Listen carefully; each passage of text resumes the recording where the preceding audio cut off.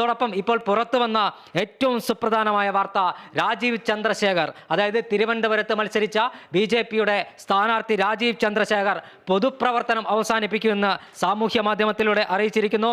Party പ്രവർത്തകനായി ഞാൻ തുടരും, പക്ഷേ പൊതുപ്രവർത്തനം അവസാനിപ്പിക്കുന്നു എന്നാണ് രാജീവ് ചന്ദ്രശേഖർ പ്രഖ്യാപിച്ചിരിക്കുന്നത്.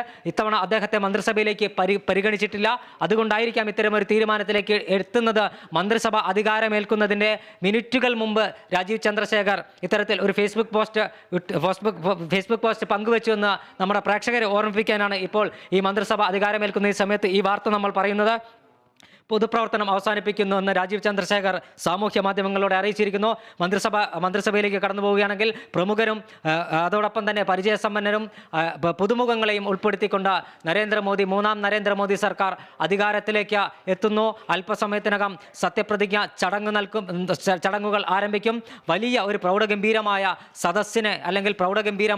സദസ്സിനെ മുൻനിർത്തി പ്രധാനമന്ത്രിക്ക് രാഷ്ട്രപതി സത്യവാചകം ചൊല്ലിക്കൊടുക്കും. തുടർന്ന് മറ്റ് മന്ത്രിമാരും സത്യപ്രതിജ്ഞ ചെയ്യും. നമുക്ക് മനസ്സിലാക്കാൻ കഴിയുന്നത് 48 പേരാണ് ഇന്ന് സത്യപ്രതിജ്ഞ ചെയ്ത് അധികാരമേൽക്കുന്നതെന്നാണ് ലിബീഷ്. നിതിൻ, രാജീവ് ചന്ദ്രശേഖറിന്റെ പോസ്റ്റ് ഏറ്റവും പ്രധാനപ്പെട്ടതാണ്. കേരളത്തിൽ മത്സരിച്ച് കെ മുരളീധരൻ പൊതുപ്രവർത്തനം അവസാനിപ്പിക്കുന്നുവെന്ന് പ്രഖ്യാപിച്ചതിന് പിന്നാലെ മറ്റൊരു സ്ഥാനാർത്ഥി കൂടി പൊതുപ്രവർത്തനം അവസാനിപ്പിക്കുന്നതായി പ്രഖ്യാപിക്കുകയാണ്. രാജീവ് ചന്ദ്രശേഖരനെ സംബന്ധിച്ച് അദ്ദേഹത്തിന് വലിയ പ്രതീക്ഷയുണ്ടായിരുന്നു ഈ മന്ത്രിസഭയിലേക്ക് എത്താൻ കഴിയുമെന്ന്. എന്നാൽ അദ്ദേഹത്തിന് ഇടം ലഭിച്ചില്ല. അതിന്റെ നിരാശയാണോ ഈ പോസ്റ്റിൽ പ്രകടമാകുന്നത്?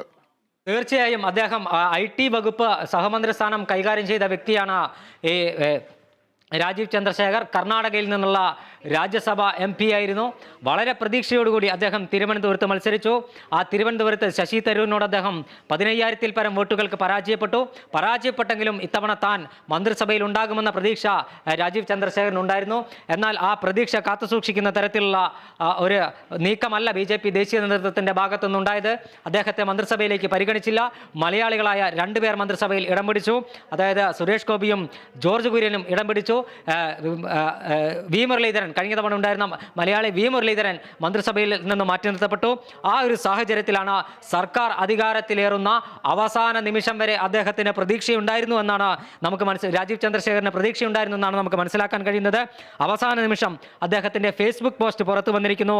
18 വർഷത്തെ പൊതുജീവിതം അവസാനിപ്പിക്കുന്നു, എല്ലാവർക്കും നന്ദി, താൻ ഒരു BJP പ്രവർത്തകനായി തുടരും എന്നാണ് അദ്ദേഹം ഫേസ്ബുക്കിൽ കുറിച്ചിരിക്കുന്നത്. എന്തായാലും നിരാശ കലർന്ന ഒരു ഫേസ്ബുക്ക് പോസ്റ്റ്. ഈ സർക്കാർ അധികാരത്തിലേറുന്നതിൻ്റെ മൂന്നാം നരേന്ദ്രമോദി സർക്കാർ അധികാരത്തിലേറുന്നതിൻ്റെ മിനിറ്റുകൾക്ക് മുമ്പ് പ്രധാനമന്ത്രി ഇപ്പോൾ അവിടേക്ക്